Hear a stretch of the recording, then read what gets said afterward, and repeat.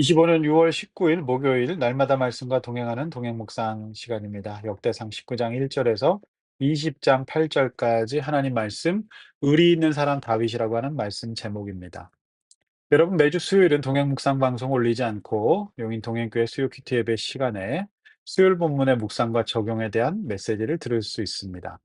관심 있으신 성도님들은 카카오톡 채널에서 용인 동행교회를 검색하셔서 구독하시면 저녁 7시 30분 라이브로 수요 큐티 예배를 들으실 수 있는 링크를 보내드립니다. 참고하시길 바랍니다.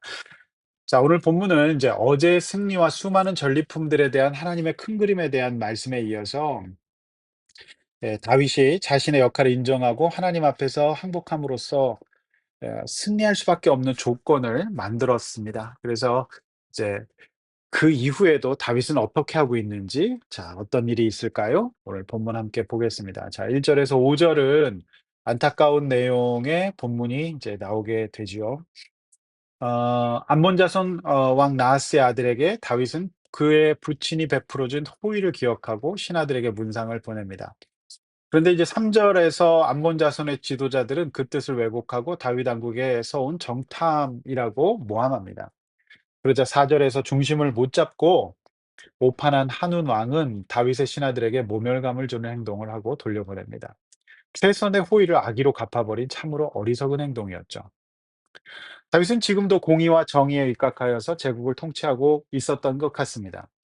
그러나 의리를 지키는 그 공의와 정의를 무시했던 사람들은 이방이었습니다. 이방 백성이었습니다. 이 본문이 오늘 하루를 살아가야 하는 저와 여러분들에게 주는 아주 실천적인 메시지가 있습니다. 그것은 무엇일까요?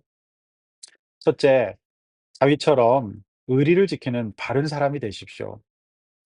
과거라고 잊어버리지 마시고 받은 호의와 선의를 저버리는 사람이 되지 마셔야 합니다. 둘째, 암몬 나라의 참모들처럼 밑도 끝도 없는 디스와 열등감에 입각한 언어 생활 그치셔야 합니다. 내 부정적인 말이 누군가에게 큰 영향력, 생명에 영향력을 미칠 수 있다는 것을 잊지 마십시오. 성도 여러분, 다른 사람에 대해서 함부로 이야기하지 마십시오.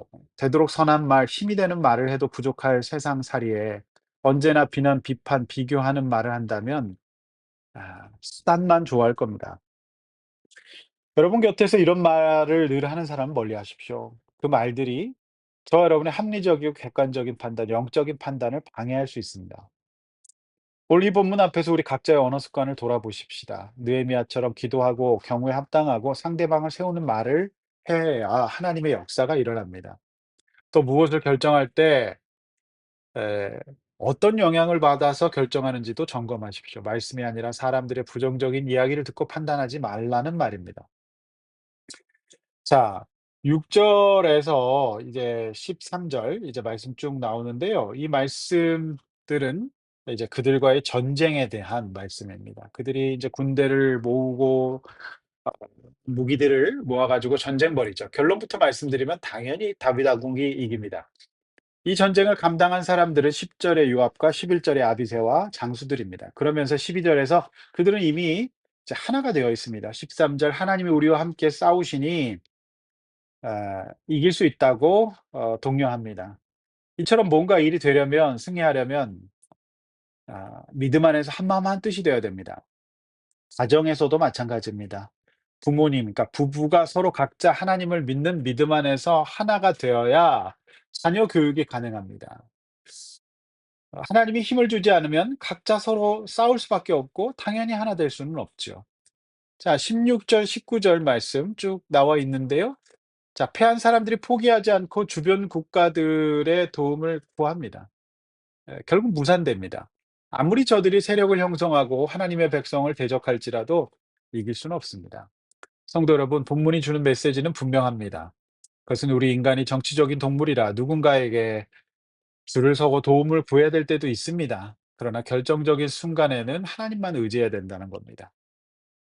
내가 믿고 의지하는 것이 하나님보다 앞서고요. 그러면 믿음이 없고 말씀이 없으면 본문에 나오는 사람들처럼 그 계획은 무너집니다. 판판이 깨집니다.